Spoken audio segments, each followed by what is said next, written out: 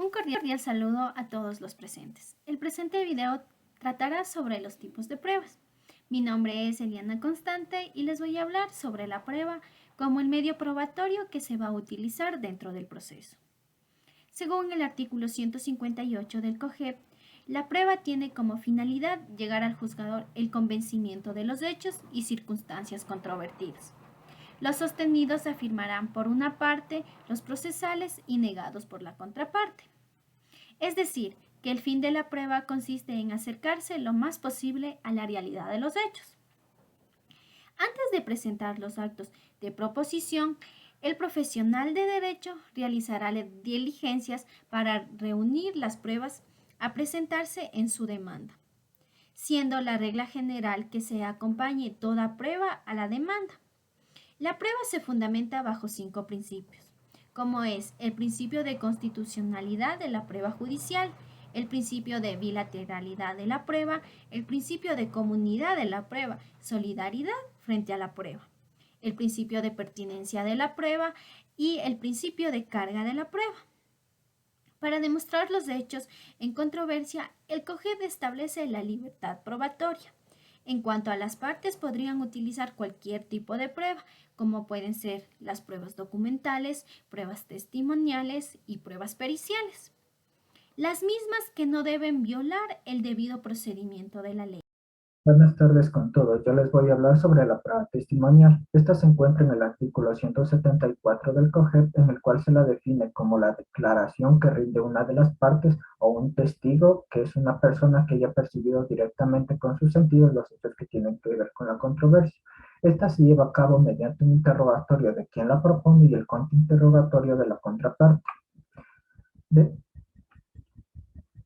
Dentro de las características de la prueba testimonial tenemos las obligaciones del declarante. Este solo puede negarse cuando le acarre responsabilidad penal a él, su cónyuge o familiares dentro del cuarto grado de consanguinidad o segundo de afinidad, o cuando deba guardar secreto por razón de su profesión o por mandato de la ley.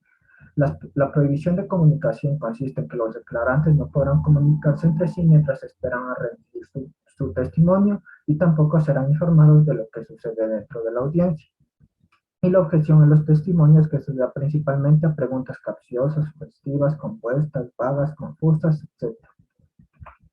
En el caso de la declaración para personas con discapacidad auditiva, el interrogatorio, contrainterrogatorio, respuestas y el juramento constarán por escrito. En caso de no poder proceder de esta forma, se lo hará mediante un intérprete o una persona con la cual el declarante pueda darse a entender. Y la declaración anticipada que se da en casos de personas con enfermedades graves e imposibilitadas físicamente o que estén próximas a salir del país por un largo periodo de tiempo.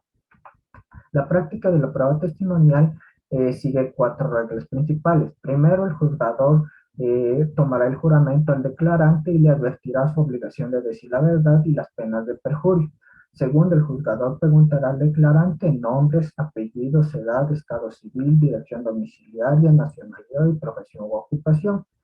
Tercero, la parte que haya solicitado la presencia del declarante procederá con el interrogatorio y una vez terminado, la contraparte podrá contrainterrogar al declarante. Y por último, el declarante no podrá leer notas ni apuntes a menos que se trate de cifras o valores. Muchas gracias. Muy buenas con todos. Mi nombre es Rodrigo Chamorro y les voy a hablar sobre la prueba documental. ¿Qué se entiende por documento? Para Carneluti, el documento no es solo una cosa, sino una cosa representativa, o sea, capaz de representar un hecho. Para Davis Echandía, documento es toda cosa que sea producto de un acto humano o perceptible con los sentidos de la vista y el tacto, que sirve de prueba histórica, indirecta y representativa de un hecho cualquiera. Para ser llamado documento, debe representar un hecho cualquiera o una manifestación del pensamiento. Clases de documentos. Se pueden hacer varias clasificaciones de acuerdo al aspecto que se quiera rescatar. Como tenemos por el primer lugar por el sujeto, después por el según el contenido. Aquí los documentos pueden ser simplemente representativos, que son los que no tienen declaración alguna, sino que representan algún hecho sin hacer ninguna descripción, como las fotografías, cuadros, dibujos, planos, etc. Adicional tenemos los declarativos de un hecho o de derecho. En consideración a la naturaleza de su contenido, se distinguen las siguientes subdivisiones, como tenemos de los dispositivos o constitutivos, que son los que contienen actos de voluntad que producen una relación jurídica sustancial, como contratos, etc. Adicional tenemos los testimoniales y por último los meramente enunciativos.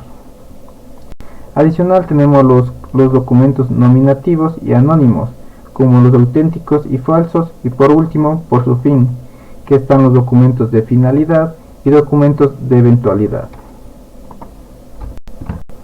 Documentos públicos. El artículo 205 del COGEB define el documento público diciendo que es el autorizado con las solemnidades legales por un funcionario público, si es otorgado ante notario e incorporado en un protocolo o registro público, se llamará escritura pública. Se considerarán también los instrumentos públicos, los mensajes de datos otorgados, conferidos, autorizados o expedidos por y ante autoridad competente y firmados electrónicamente. Documentos privados. Documento privado es el que ha sido realizado por personas particulares, sin la intervención de un funcionario público alguno, o con estos en asuntos que no son de su empleo, según lo define el artículo 216 del COGEB. Prueba documental. Para la práctica de la prueba documental en audiencia de juicio se procederá de la siguiente manera. En primer lugar, los documentos se leerán y exhibirán públicamente en su parte pertinente. En segundo lugar, los objetos se exhibirán públicamente. Adicional, las fotografías, grabaciones, los elementos de prueba audiovisuales, computacionales o cualquier otro carácter electrónico apto para producirse fe se reproducirán también en su parte pertinente en la audiencia y por cualquier medio idóneo para la percepción por los asistentes. La prueba documental actuada quedará en poder de la o del juzgador para tenerla a la vista al momento de tomar su decisión sobre el fondo de asuntos, dejando a salvo la facultad de las partes de volver a actuarla o usarla durante la audiencia de juicio. La prueba documental puede ser devuelta a las partes cuando la sentencia haya quedado en firme. Asimismo, las partes tienen derecho a solicitar que los documentos agregados al proceso les sean desglosados, dejando en el expediente copias certificadas, sean estas digitales o no. A su vez, la sentencia haya sido ejecutada, se comunicará a las partes de su obligación de retirar los documentos agregados al proceso, advirtiendo que en este caso de no hacerlo, en el término de 30 días, estos serán destruidos. Buenas noches, distinguido doctor, queridos compañeros. Mi nombre es Vladimir Junta y continuando con el esquema, yo les voy a hablar acerca de la prueba pericial. La prueba pericial se lleva a efecto mediante el dictamen de peritos y es preciso mencionar que un perito es la persona natural o jurídica que por sus conocimientos están en condiciones de informar al juzgador sobre algún hecho o una controversia. La prueba pericial entonces consiste en el informe de un experto acreditado. Pasándonos a los principios fundamentales de la prueba pericial, hablamos de su idoneidad y la imparcialidad. La idoneidad consiste en la capacidad, conocimiento y aptitudes que tiene el perito encargado de la controversia. Y la imparcialidad significa que el informe se realiza con objetividad, transparencia, sin designio anticipado en favor o en contra de una de las partes. Ahora bien, haré énfasis a quienes están autorizados para emitir estos tipos de informes. Las personas autorizadas para emitir estos informes periciales deben ser acreditadas por el Consejo de la Judicatura, quienes además están autorizados para intervenir y declarar en el proceso. Por otro lado, la naturaleza de la prueba pericial es personal y de carácter técnico. Personal en cuanto a la información sobre los hechos en materia de la controversia, tiene su origen en los conocimientos de un experto. De carácter técnico, ya que es realizada por un experto en ciencia, tecnología, arte o profesión relacionada en la materia de la controversia. Como otro elemento, otro punto muy importante acerca de la práctica de la prueba pericial. De conformidad lo establece el artículo 224 del Código Orgánico General de Procesos, el informe pericial deberá contener al menos los siguientes elementos. Como primer elemento, sus datos personales, entre ellos nombres y apellidos, número de cédula, etc. Como siguiente elemento, la profesión, oficio, arte o actividad especial ejercida por quien rinde el informe. Como tercer elemento, el número de acreditación otorgado por el Consejo de la Judicatura y la declaración de la o del perito de que la misma se encuentre vigente. Como cuarto elemento, la explicación de los hechos u objetos sometidos a análisis. Como quinto elemento, el detalle de los exámenes, métodos, prácticas e investigaciones a las cuales han sometido dichos hechos o objetos. Como sexto y último elemento, los razonamientos y deducciones efectuadas para llegar a las conclusiones que presente ante la o el juzgador. Las conclusiones deben ser claras, únicas y precisas. Otro punto muy importante les voy a hablar acerca de la contradicción del informe pericial. En la audiencia las partes podrán interrogar al perito bajo juramento sobre tres aspectos: su idoneidad, su imparcialidad, sobre su contenido del informe.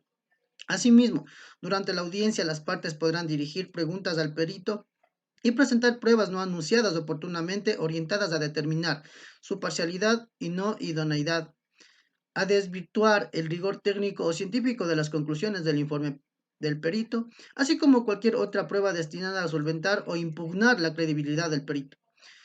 Para terminar, les hablaré acerca de los derechos, honorarios y gastos del peritaje.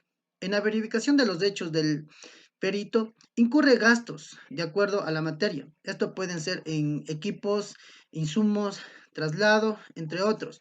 Y asimismo tiene derecho a honorarios. Los gastos del peritaje y los honorarios del perito serán cubiertos por la parte solicitante. Sin embargo, en los casos en que una de las partes sea representada por un defensor público o demuestre tener escasos recursos económicos, los honorarios y gastos del peritaje podrán ser cubiertos por el Consejo de la Judicatura. Hasta aquí mi intervención, queridos compañeros.